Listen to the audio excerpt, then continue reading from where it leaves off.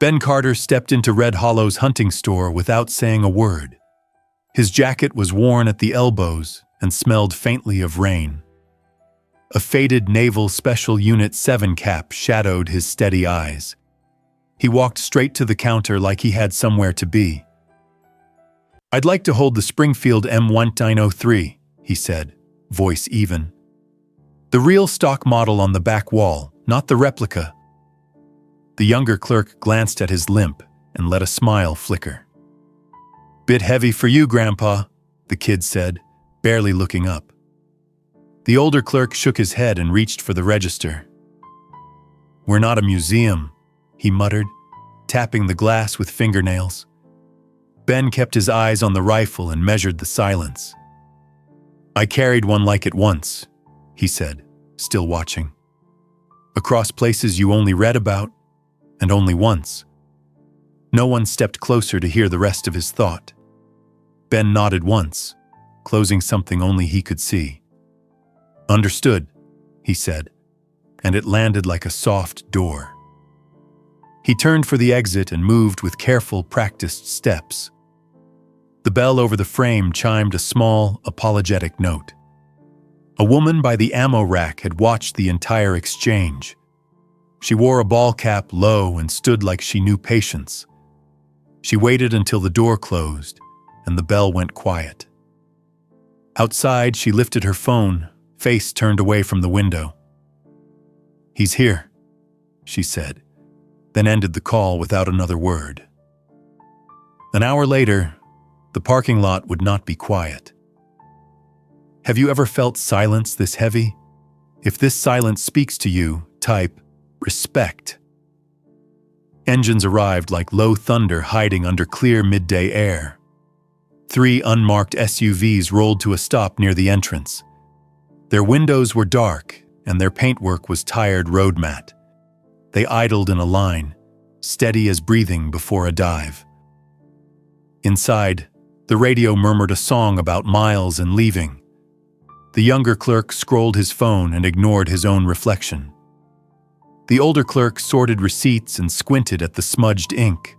A customer compared 2 boot sizes and put both back carefully. The SUV doors opened at once like a cue had sounded. 12 men stepped out together and organized without raising a voice. Some wore dark suits with narrow ties and polished shoes. Others wore plain shirts with sleeves rolled above hard wrists. All of them moved like practice and purpose were the same. They crossed the sidewalk without a wasted glance or word. One man held the door, the others filed through behind him. The bell gave a gentle chime, and then thought better. They spread into a half circle facing the glass counter. The younger clerk looked up and forgot his ready greeting. His thumb froze above a glowing screen and then lowered. The room felt smaller, though no one had moved an inch. The oldest among them stepped forward and set his feet, his hair silvered at the temples, his gaze steady and economical. A hawk and trident insignia, a private unit mark, not official. "An hour ago," he said, "one of us walked in here." He didn't point, and still the sentence pointed itself. "Sir, I think there's been," the older clerk began, faltering. The man placed a folded cloth patch on the counter. One corner was burned, fibers melted into a black crescent. "He cut this from my sleeve while I bled in Blackwood," he said. "He carried me 20 hours, no radio, no backup, nothing." No one in the half circle shifted or cleared a throat. Another teammate stepped forward and set a photograph beside it. 8 men looked out from a field of dust and sunlight. They were younger, filthy, smiling like they had time again.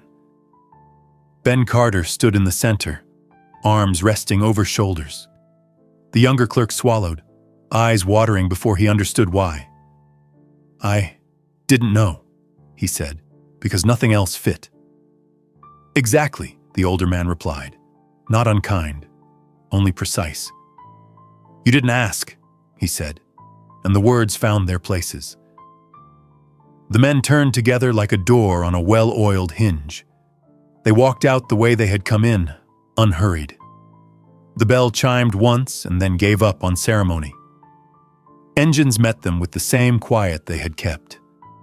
Onlookers paused outside without knowing what they were seeing. Phones came up, but no one spoke into them. A boy in a faded hoodie counted the men without counting. Inside, the air refused to return to normal afterward. The burned patch and the photograph shared the center glass. Light from the doorway fell across both like a bridge. The younger clerk kept his hands away from everything important. He stared at the picture until the edges blurred a little. He pulled a stool, sat, and forgot to say he was sorry. The older clerk stood with his palms flat on the glass. He listened to the compressor cycle and come to rest. The radio faded into an instrumental with no particular mood. "Did we throw out a man or a memory?" he whispered. No one answered because the question finished itself in the quiet. A customer near ear protection picked up his phone slowly. He walked to the door, framed the counter, and took one photograph. He stepped outside and stood in the shade to breathe. He posted the image to a group that understood plain things. He wrote, 12 silent men in a shop, and paused there. He added, "When you disrespect one, you get all of them." He locked his phone and looked at the sky for balance. Inside, the younger clerk leaned closer to the photo of 8.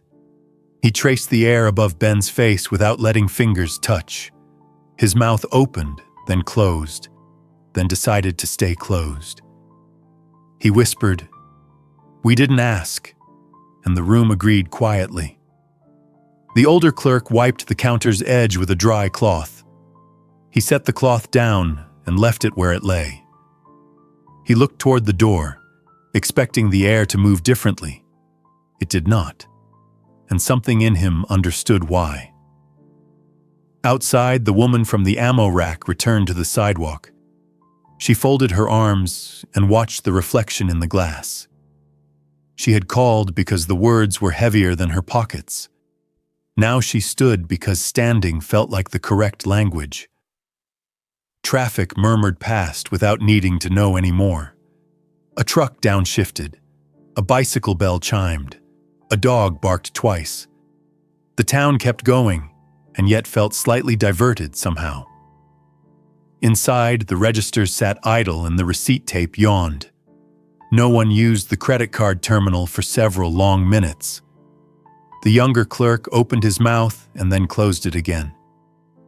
Finally, he said, "I should have handed him the rifle." The older clerk nodded once, a small concession to truth. He looked at the burned patch and thought about heat. He looked at the photograph and thought about distance. He looked at the door and thought about time. A thin line of dust drifted across the lit countertop. The clock over the door stuttered and then found its rhythm. It had a sound now that someone could actually hear. The younger clerk turned the radio down to near silence. He didn't want music deciding how the room should feel. Minutes bent around the counter like metal softened by flame. A woman with a stroller glanced in and kept walking. 2 teenagers looked through the glass and took a step back. The older clerk placed a small sign, "Please ask before touching." He set it aside again because the room had already asked. "An hour ago," he repeated, as if time needed a witness. Outside, a breeze lifted dust and returned it gently to asphalt. A utility flag ticked against its pole 3 doors down. The woman by the window exhaled and dropped her shoulders. She took out her phone and typed, then erased, then typed. She wrote, "It mattered," and sent it to no one in particular. The younger clerk finally stood and pushed the stool under. He straightened the stack of paper targets without aligning edges. He looked at the counter's center and chose not to touch. The older clerk rolled his sleeves and counted the bills again. Neither spoke about lunch or shipments or any next thing. The burned patch waited, small and stubborn, against the glass's cold. The photograph waited beside it, filling gaps words could not. Inside, the air learned how to hold a long pause. Replies stacked under the photograph faster than the clerk expected. Someone asked who the 12 were, and who the old man. Another offered a name, like memory stepping out of fog. Ben Carter, they wrote, the man with the battered unit cap. He walked Red Hollow's sidewalks like he belonged to every street. He spoke little, nodded often, and held doors without ceremony. A comment added a year and a jungle that wasn't local. Another named a river crossing, night movement, and a long carry. Stories gathered like rucksacks leaning together against a wall. None sounded rehearsed, and none tried to steal attention. The younger clerk read and reread, lips moving without sound. He looked at the burned patch again, then at the photograph. By the time receipts were sorted, a headline was already forming. A notification from the local newsroom slid across his screen. "Silent visit in Red Hollow," the headline said, plain and steady. It repeated the sequence without ornaments, as if counting steps. A man entered, was dismissed, and left without making noise. An hour later, 12 men arrived and said almost nothing. They placed a patch and a photograph on the counter. They left the store heavier than when they had entered. The older clerk put his phone down and faced the glass. He said, "We made it about rules when it was about respect." The younger clerk nodded once, like a recruit finally understanding cadence. A woman set down a single white flower against the frame. Another followed, leaving a small challenge coin on the threshold. Someone folded paper with the word "respect" written in block letters. No one spoke about it. Everyone understood without instruction. By late afternoon, the store manager returned from a supply run. He had seen the photo twice before passing the town limit. He walked in, set his keys down, and looked around. He knelt, unlocked the long gun case, and slid the Springfield free. He laid it across the counter, wood dark against glass. The faint scent of gun oil hovered above the glass. He wrote a line on a clean slip of paper. He carried it once. We carry the memory now. He slid the note into a frame and set it upright. The older clerk swallowed, then nodded as if accepting orders. "Leave it," the manager said, quiet but shaped like policy. "Leave everything exactly as it is for now." The bell over the door chimed as a veteran entered. He wore a plain jacket and boots that remembered gravel. He stopped at the counter and put both hands behind. He studied the photo for a long, unwavering minute. He raised his right hand in a crisp, practiced salute. He lowered it, turned, and left without speaking a word. The bell chimed once, and the air held the rest. Quiet settled like gear finally stowed after a difficult march. A nearby customer breathed out, then in, then out again. The manager placed the spent cloth back in his pocket. He checked the flower, coin, and folded paper at the door. He didn't straighten them. He let them sit where placed. The younger clerk took down a sale sign without realizing why. He folded it and tucked it beneath the counter in silence. Across town, a newsroom checked details twice and printed sparingly. No quotes for drama, no adjectives competing for space. Just times, actions, and the presence that refused embellishment. By evening, the photo had climbed through veteran circles online. Each repost added a memory rather than a new opinion. A man remembered Carter's humor that showed up when needed. Another swore Carter never failed the last person in line. A third described boots squelching through swamp and a steady voice. He wrote. He said, "We walk," and we walked out. The clerk read that line 3 times and felt smaller. He opened the back door for air and didn't step outside. The radio dropped to a soft instrumental without being asked. The clock over the door ticked like it carried weight. The manager switched the open sign to half-lit for the evening. He stood near the counter, hands on the glass edge. He said, "We'll have visitors," and no one disagreed. At dusk, the storefront took on a kind of hush. Headlights brushed the windows and moved along to other errands. Footsteps paused, then continued, then returned to pause again. Inside, the rifle and photograph shared the lamp's warm cone. The burned patch rested like a small, dark continent at edge. Its melted fibers curled into a crescent, stubborn and certain. The frame's handwritten line caught the light in the middle. He carried it once. We carry the memory now. Night came on clean and unhurried over Red Hollow's roofs. A moth tapped the glass 3 times and drifted away. The older clerk cleaned the counter with a gentler motion. He avoided the items like they could feel him touch. He said, "We failed the easy test," almost to himself. The younger clerk folded his arms and nodded without defense. He asked, "What do we do when he returns?" The manager said, "We meet him where we should have." He didn't add instructions because there weren't many left. Across town, a teacher forwarded the news link to colleagues. A coach replied with a single word and let it stand. A student sent the photo to a parent on break. The reply came back with a measured, thoughtful sentence. "Some lessons aren't for chalkboards, but they teach anyway." The clerk locked the side door and checked it twice. He left the entry lamps on and dimmed the rest. He looked through the glass at the flower and coin. He whispered, "Stay," though nothing was moving at all. Morning arrived in the sure way that mornings do. Light found the frame before it found the rifles behind. The first visitor paused at the threshold and removed his cap.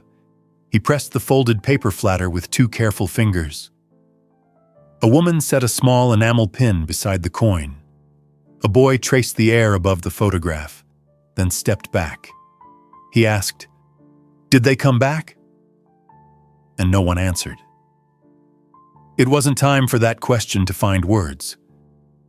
By midday, the local paper printed a brief follow-up. Again, the tone stayed plain, like counting steps on patrol. It listed the items left and the line in the frame. It mentioned the silence, because that had become central. The younger clerk read and felt the words carry weight. He didn't want sympathy. He wanted a chance to repair.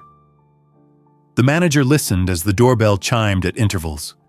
People entered, stood, and left with their own unspoken notes. No one complained about the display covering part of the counter. The register rang rarely and didn't seem offended by neglect. Late afternoon, a scanned personnel summary surfaced in a forum. It listed decades of service and a pile of deployments. It named fictionalized commendations, Iron Valor and Silver Crest. It had no interviews, no articles, and no memoir lines. Just dates, units, and clean language that didn't decorate anything. The older clerk exhaled and rested his hands on glass. He said, "He built a life out of showing up." The younger clerk answered, "We made him leave for asking gently."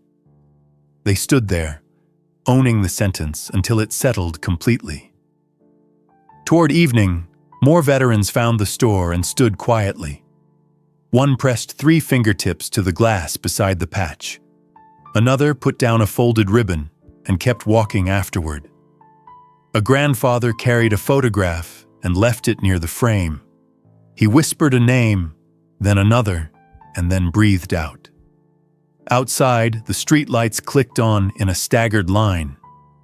The The storefront reflected them like stars spread across black water. The manager turned the radio lower and listened to nothing. He said, "Close up," and the clerks moved without complaining. They left the lamps on, washed the floor, and returned. They checked the door, then looked back at the counter. They didn't speak. They didn't need to map the feeling. Before leaving, the younger clerk faced the empty doorway deliberately. He said, "If he comes, we meet him halfway." The words echoed only inside the three of them, and stayed. Across town, phones dimmed as houses prepared for ordinary sleep. The photograph, patch, rifle, and frame kept their post together. They glowed under the simple lamp like a small watch. If anyone asked the room what mattered, the room could answer. You can measure respect by who shows up when words fail.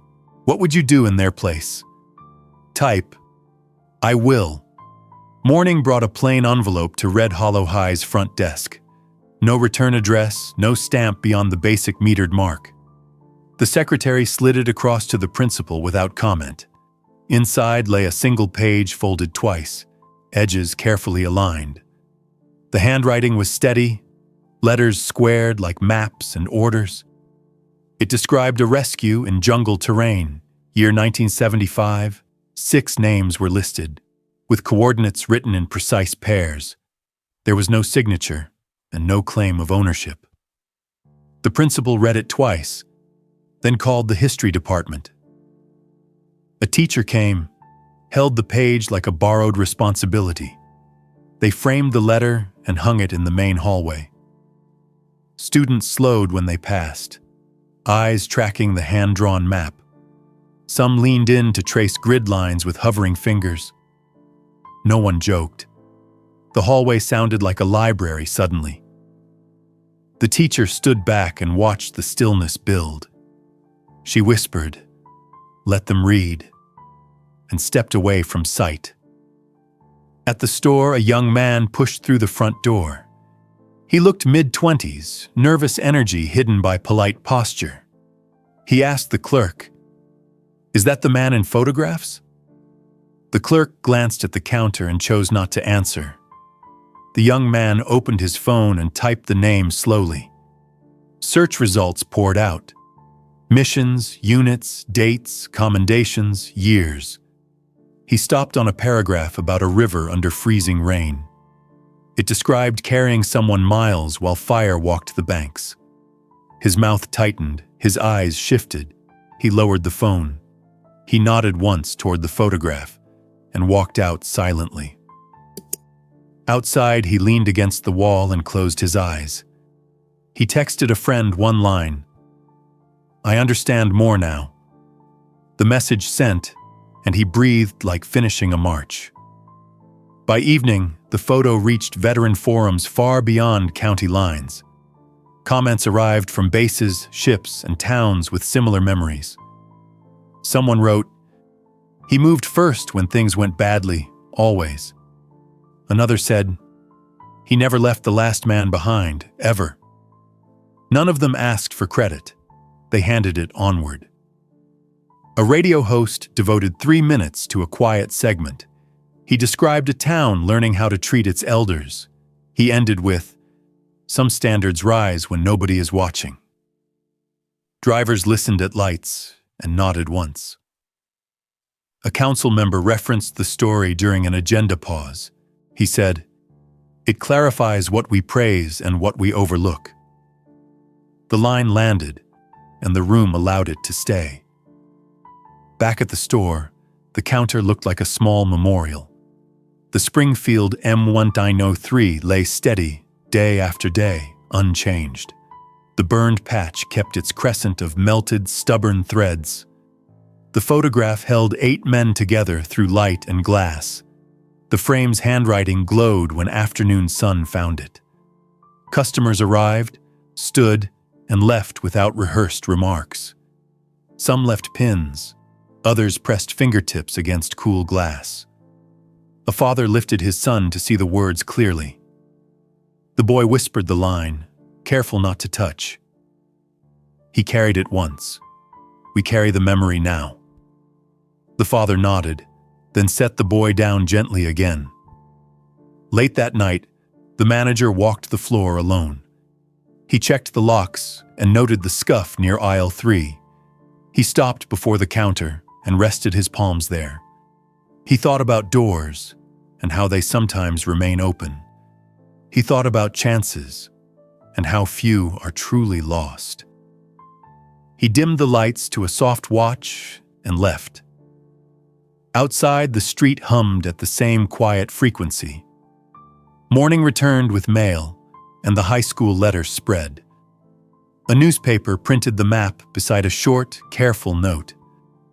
The community understood the choice to publish without any signature. The editor wrote, "Some pages earn their own authorship, eventually." At lunch, students stood under the frame in a respectful cluster. A janitor paused with the mop and read the names slowly. He whispered one aloud and looked toward no particular place. He resumed mopping, careful not to disturb gathered shoes. The hallway regained motion, but the hush stayed measurable. Quiet moment held there like breath between steps on patrol. Afternoon brought visitors from 2 towns over and beyond. A retired corpsman traced the patch edge without touching fabric. He told the clerk, "A burned edge often means someone stayed." The coin flashed, then went still, as if agreeing. The clerk nodded and thanked him with a steady look. The corpsman placed a folded note beneath the photograph's corner. The note carried one word, printed square and certain: respect. The clerk read it once and set it back carefully. News anchors avoided swelling music and let silence carry meaning. The segment used still photographs and a slow pan. Viewers stayed through ads because the quiet had stakes. A weekend crowd gathered near the store without blocking traffic. Some people held flags. Others kept hands loose at sides. No speeches formed. The weather did all the talking. A breeze lifted the white flower's stem against the frame. The challenge coin flashed, then settled back into shade. Footsteps shuffled, and then settled into patient standing. The older clerk stepped outside and thanked no one specifically. He said, "We'll keep the counter as it is." He added, "We are learning, and we'll keep learning." People nodded, relieved to hear clarity without any performance. Across town, a grandmother finished her shift and changed shoes. She walked to the high school and stood under the frame. She pressed her hand to her chest and walked on. The teacher watched from the office doorway and said nothing. She sent a message. "Bring questions tomorrow. We'll listen." A student replied, "We already did," and added a heart. Evening settled over Red Hollow like a blanket well used. Porch lights clicked on, staggered along the neighborhood grid. Engines cooled, doors latched, television softened to second place. Inside the store, the lamp kept its quiet watch. The rifle, patch, and photograph kept theirs beside it. The frame's line waited to be read one more time. In the morning, more names would gather under the letter. A bus driver told a rider the story without flourish.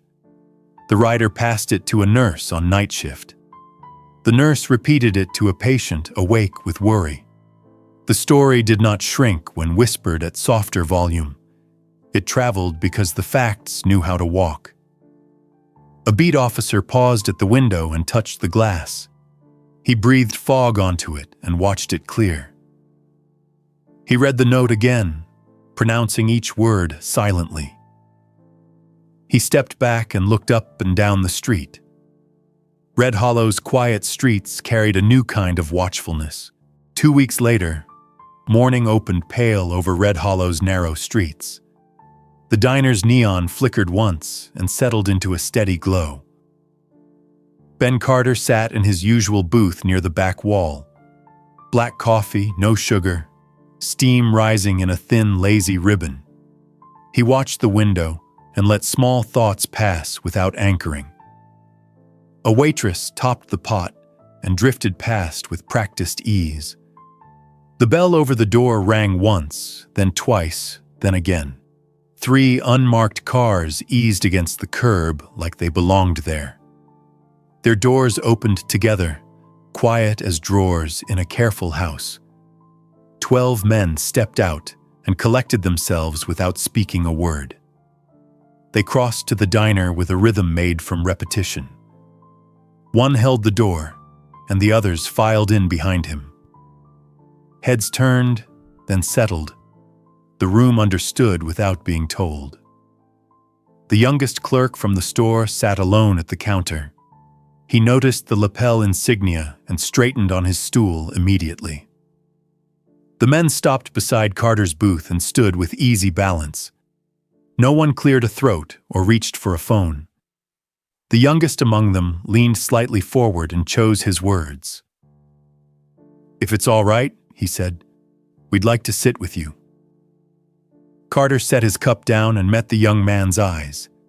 He nodded once, a permission shaped by economy and habit. They slid into the booth, filling the seats without crowding him. The waitress arrived with extra cups before anyone asked for them. She poured, then moved on, leaving space as if trained. The cook lowered a spatula and watched through the pass window. A teenager mouthed, "That's them," and pocketed his phone respectfully. A trucker at the window turned his hat brim to listen. The bell quieted, forks paused, then the room exhaled together. The first minutes passed with only cups touching saucers very softly. No one spoke. The silence worked like glue for attention. Carter touched the rim of his cup and left a ring. Rourke kept his hands flat, fingers relaxed, shoulders set evenly. 2 suits shared a glance that meant nothing needed adding. A man in plain sleeves traced a fold in a napkin. The youngest watched Carter's breathing and matched it without thinking. The waitress returned, set creamers down, and took them back again. She chose not to interrupt what she could not improve. The cook flipped a pancake and missed the sizzle by choice. Outside, a siren passed blocks away and never slowed down. Carter broke a sugar packet and then did not use it. Rourke's gaze moved to the door and back to Ben. A suit's cuff brushed the table. He stilled it carefully. Someone shifted a boot under the table to ease a knee. The teenager looked once more and then studied his own plate. The trucker nodded to himself like someone counting confirmed miles. The waitress wrote nothing on her pad and felt relieved. The clock above the pie case found a slower, steadier tick. The men drank coffee like water after crossing a dry place. A breeze rolled through when someone left, then settled again. The young man who had spoken first breathed in, then out. He said nothing else, because nothing else would fit. Carter set his cup down and turned it a quarter. He looked at the youngest, then at Rourke, then down. Quiet collected between them like tools laid out before work. The waitress placed a plate of toast no one had ordered. A napkin holder clicked when someone pulled a single sheet. The men let the small sounds braid into something patient. A child near the counter asked, "Are they famous, Mama?" The mother whispered, "They are here," and left it there. The cook wiped the pass and lined fresh plates like ours. Outside, the street's morning bus sighed at the corner stop. A city worker pushed a broom and looked up once.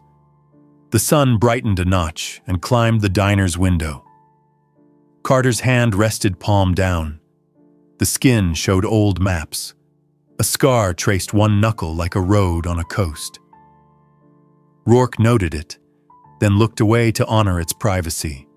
Someone added sugar to his cup, stirred, and did not drink. The youngest adjusted his posture to mirror Carter's quiet dignity. The room learned how to be present without filling the space. Minutes stacked neatly, each one sitting squarely atop the last. The bell rang for a delivery. Nobody turned to check. The waitress signed, set boxes aside, and drifted back softly. A spoon tapped china twice, then lay flat on the saucer. The trucker breathed through his nose and smiled at nothing specific. The teenager scraped butter across toast, careful not to squeak. The cook plated bacon like stripes and slid it under heat. Steam rose from the coffee and carried a faint, bitter sweetness. Carter blinked slow and measured, then took another careful sip. Rourke matched him, accepting the pace set by the oldest present. A man in plain sleeves rolled his shoulders and relaxed again. A suit loosened his tie a fraction and then stopped. The youngest checked the door, then returned to Carter's face. He found steadiness there and made it his own for today. The waitress whispered to another server, "Let the space breathe." The other nodded, placed menus, and left them unopened. A fly tapped the window once and reconsidered its route. The clock advanced and forgot to hurry, as if instructed. The room held, steady without ceremony. The men sat like posts in a river, breaking current quietly. Carter's shoulders lowered a notch as if a pack had shifted. Rourke watched that and breathed out through his nose gently. The youngest touched his cup's handle and left it untouched. A suit's phone buzzed. He silenced it under the table. The cook found a smile and returned to the grill peacefully. The waitress topped every cup and tipped the pot in thanks. Carter nodded to her, simple acknowledgement for simple care. The teenager finally ate, appetite returning under the soft noise. The trucker paid, left extra, and moved with a lighter step. Outside, a breeze scratched along the awning and then calmed. The bell rang as someone entered, saw, and chose takeaway. A couple at the window decided to speak later, not now. The child finished milk and pointed silently at the full booth. The mother squeezed a small hand and kept eyes forward. Minutes reached an hour and folded themselves into a conclusion. The youngest looked to Rourke, then back at Ben Carter. He said, "Thank you," and let the rest remain unsaid. Carter nodded once more. It meant more than any paragraph. The men stood together, the bench releasing them reluctantly. They filed out the door with the same practiced cadence. The bell answered softly, like it had learned from them. The waitress exhaled and refilled Carter's cup without a question. Carter watched the window and saw only the ordinary street. Some codes aren't printed. They're carried quietly through days. The room resumed its small sounds, and nothing felt the same. Some men never ask for recognition. Their brothers speak for them. After the diner, no speeches followed, and none were needed. Carter paid, nodded, and thanked the waitress with a glance. He stepped into sun that felt wider than earlier mornings. The street carried ordinary sounds, but they landed differently now. A boy on a bike slowed, then pedaled on without staring. A mail carrier tipped a cap, then continued the regular route. A neighbor looked twice, decided to speak later, not now. Red Hollow learned that respect can be quiet and durable. It can live in pauses and travel without being announced. Back at the store, the counter kept its faithful watch. The Springfield rested across glass like a bridge between decades. The burned patch lay stubborn, crescented where heat had spoken. The photograph held 8 lives together without asking for attention. The frame's line waited, patient, for another pair of eyes. People came in and stood, then left with lighter shoulders. Some pressed fingertips to glass and whispered nothing into air. A retired teacher traced the map coordinates from memory again. A nurse folded a note, placed it, and hurried to work. A firefighter left a patch and saluted the photo once. These were small actions, but they changed the town's posture. Conversations slowed at doorways and became steadier in urgency. Politeness turned deliberate, and gratitude learned to arrive early. Not every lesson needs a podium. Some require a counter. At the high school, the hallway grew quiet before classes. Students gathered at the frame, reading in clusters, then dispersing. They asked fewer questions, and the questions they asked mattered. A janitor paused, mouthed a name, and resumed the simple work. The principal walked by and kept the pace of respect. The letter needed no signature. The handwriting had earned trust. Evening brought a soft wind, and porch lights woke in rows.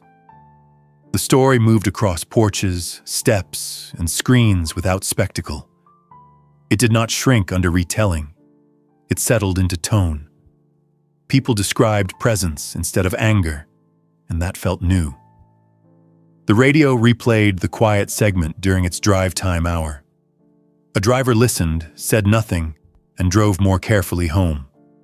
A council member reread his earlier line and decided it sufficed. He crossed out adjectives and left the nouns to stand. Town minutes would show restraint instead of clatter this week. Sometimes maturity is learning what not to add anymore. Carter walked his route at dawn, cap brim low and steady. He paused at the diner window and saw his reflection. He entered, took his booth, and ordered coffee without ceremony. The waitress poured, smiled softly, and slid the bill later. They had a language now that required almost no words. She refreshed the pot and left him room to think. He turned the cup a quarter and listened to footsteps. The bell rang twice, and daylight brightened across tabletops. He remembered nothing he wanted to share and everything that mattered. He remembered carrying weight, and the weight remembering him back. That evening, after closing, the waitress returned to the silent booth. She set 13 clean cups in a line like sentries. She left them untouched, a small tribute to a larger hour. The manager locked the door and let the cups remain. Night leaned on the glass and found its reflection patiently. Out on the sidewalk, traffic thinned to a comfortable hush. Inside the store, the counter lamp kept its square watch. The rifle, patch, photograph, and frame held position without fatigue. They had work still. Remind strangers how presence changes rooms. They did it without boasting or asking anyone to agree. If you met Carter today, what would you actually say? Would you ask anything? Or would you make room quietly? Would you carry a story, or simply carry the silence? Would you show up when nobody asked for help yet? The test is always simple, and always heavier than expected. The clerks learned that tests arrive disguised as small moments. They learned to ask before judging, and to listen first. They moved slower, spoke clearer, and watched for second chances. Sometimes repair begins by holding a door with both hands. Sometimes it begins by holding a story without interrupting. The manager kept the display unchanged, even on busy Saturdays. He replaced the lamp bulb and polished the glass carefully. He checked the tape on the frame's back and tightened. He greeted visitors with nods, letting them set the tempo. Some stayed a heartbeat. Others stayed long enough to breathe deeply. Respect has a pace. It lengthens time inside four walls. Old-timers called it right. Young ones called it solid. Nobody called it content. It refused to be packaged neatly. It was a room, a rifle, a patch, a picture. It was a line in a frame and a line of men. It was a hallway letter collecting footsteps like gentle rain. It was a diner's hour where speech would have been smaller. And it was a town exhaling after years of rushed sentences. Have you met someone like Chief Ben Carter in your life? Someone who served, stayed quiet, and steadied other people's hands? Type their name if you can, or remember it aloud. Let it travel across this room and into another one. Let it sit on a counter until somebody reads it. Let it become a pause others carry into difficult places. Good stories choose the softest voice available. If the silence helped you see better, keep some for later. If the present steadied you, offer steadiness to someone waiting. If the patch and photograph taught you, pass the lesson plainly. If the coffee hour humbled you, thank them by showing up. No form is required, and no speech will be graded.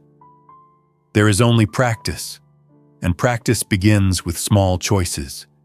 It begins with doors held and questions asked and listening done. It begins with respect made visible even when nobody applauds. Carter would wave you off and send you back to work. He would say nothing, and you would understand enough anyway.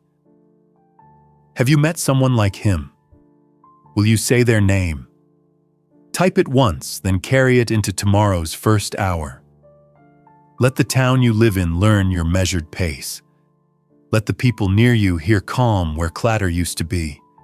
Let presence replace noise, and let patience replace hurry today. If this story should be remembered, leave one word: honor. Write it and mean it, and give that word some work. Let it hold a place at your table for someone else. Let it set 13 untouched cups in quiet, faithful tribute. Let it keep the counter steady when seasons change again. Ben Carter will walk, and you will learn to notice. A cap brim, a careful step, and a hand on glass.